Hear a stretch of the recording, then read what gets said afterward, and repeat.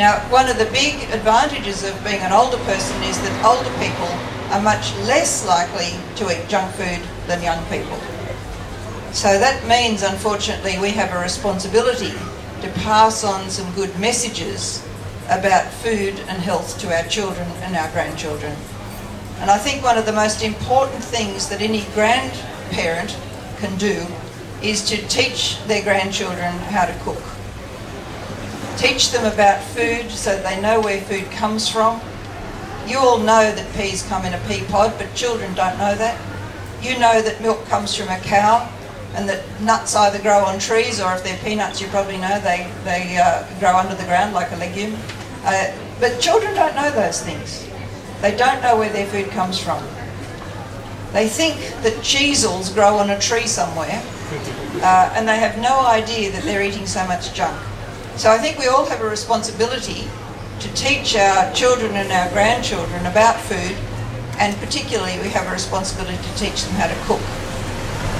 If there are any men here who don't know how to cook, you can, I suppose, go and get your products over here, but it really is important that you do have some idea how to cook. It's not actually difficult, and it can be fun.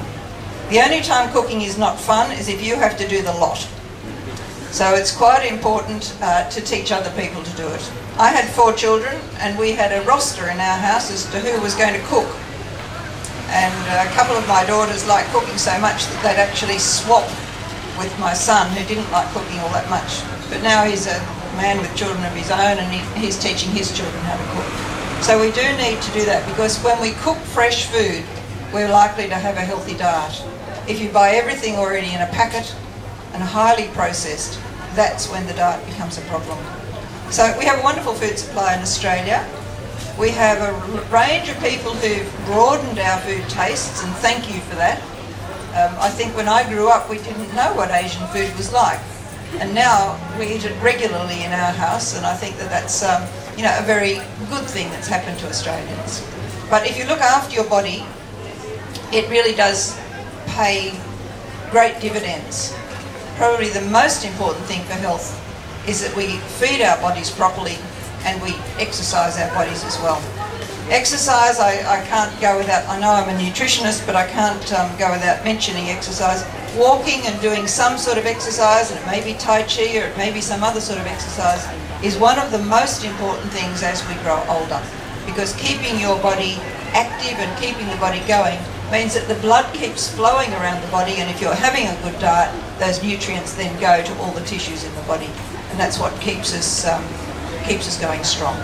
So I'll stop talking there, because I don't want to go so far that I interrupt your lunch, because that would be a very bad thing for a nutritionist to do. But if anyone does have any questions, I'm happy to answer them, if that's okay. Yep. So thank you very much.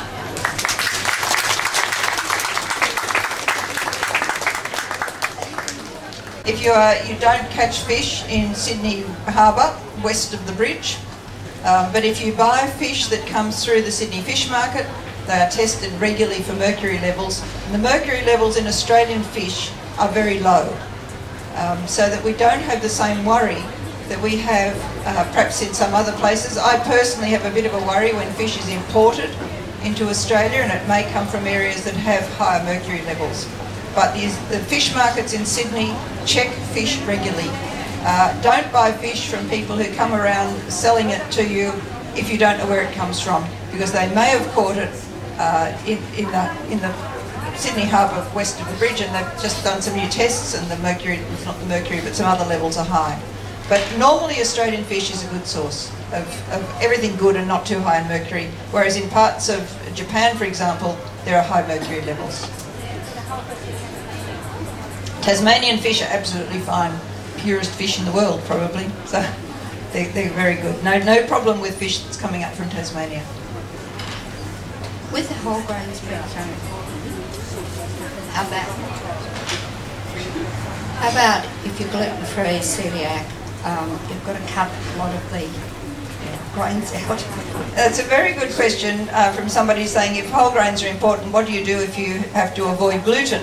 Gluten is a protein that comes in wheat and rye and barley, in which case there are products that you can have.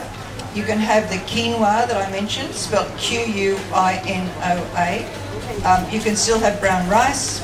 You can have corn, which counts as a whole grain product, and you can have whole corn type products. So you can have amaranth, which is another grain. And all of these things you'll find in the health food section of your supermarket. So there are a range of grains, but it's a good question because some people who are on a gluten-free diet are buying gluten-free white flour, which is not particularly nutritious.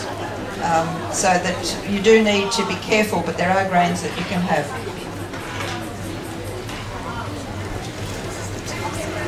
Hello. What kind of foods can we take to help build the immunity system? Building the immune system basically depends on having a diet that gives you adequate amounts of all the nutrients and the right sort of balance of carbohydrate and protein. Low carbohydrate diets are not good for the immune system. In fact, I mean, I've been a nutritionist for years. I've written 30-something books, and I haven't ever written a book telling you how to diet. I wrote one about how diets were rubbish. I probably would be very wealthy if I'd written a diet book, but my conscience didn't allow me to do it, because I think when people follow any of those low anything type diets, they run the risk of having some health problems. So for good immunity, fruits and vegetables are particularly important. It's also very important that you get enough exercise and that you get some sunlight. Vitamin D is the immune vitamin. And because we're very worried about skin cancer, as we should be, we've taken that to such an extent that many people just get no sunlight at all. So we're finding that many people in Australia, young people as well as old people, are deficient in vitamin D. And vitamin D, it's actually more of a hormone than a vitamin, but it has a role in the body's immunity.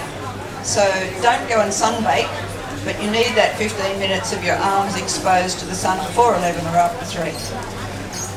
Whenever we go to extremes, we have problems. You know, people want to go on a no carbohydrate diet or a no fat diet, or they don't want to go out in the sun at all.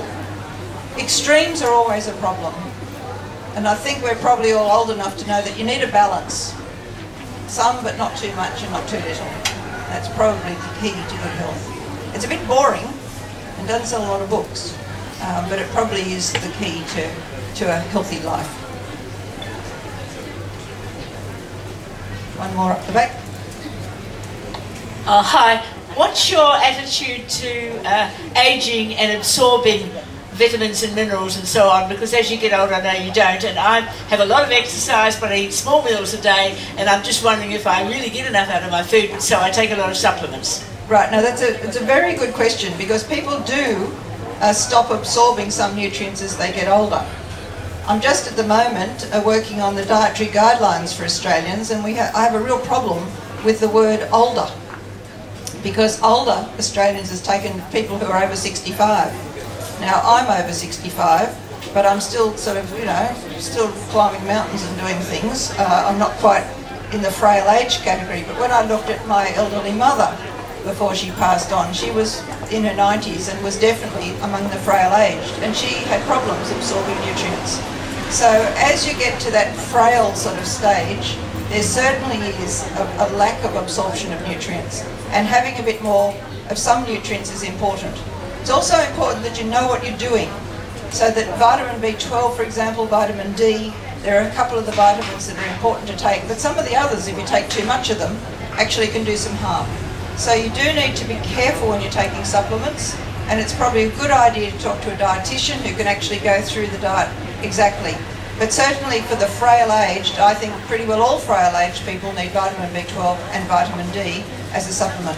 Nature probably didn't intend us to live till we were 90, but if you're going to and you've become frail, some 90-year-olds are still, you know, absolutely fine, but if you do get to that frail stage, then you may need some supplements. But you do need to know what you're doing, because taking too much of one can stop you absorbing another.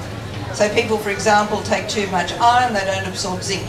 They take too much zinc and they don't absorb copper.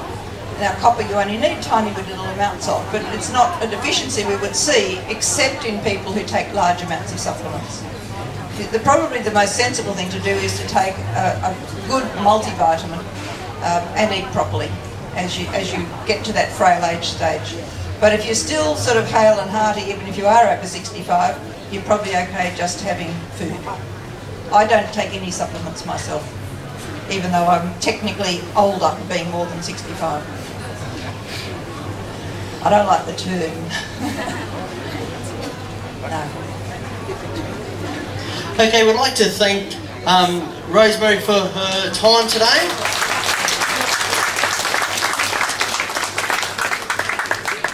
And I can say that I may not be at that older end as of yet, but I certainly learned a lot. I know that I've got strong bones, so thanks for that.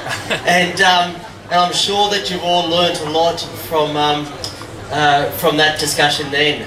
So thank you for coming to the O55s Expo. Don't forget to go and have a look at all the different stalls.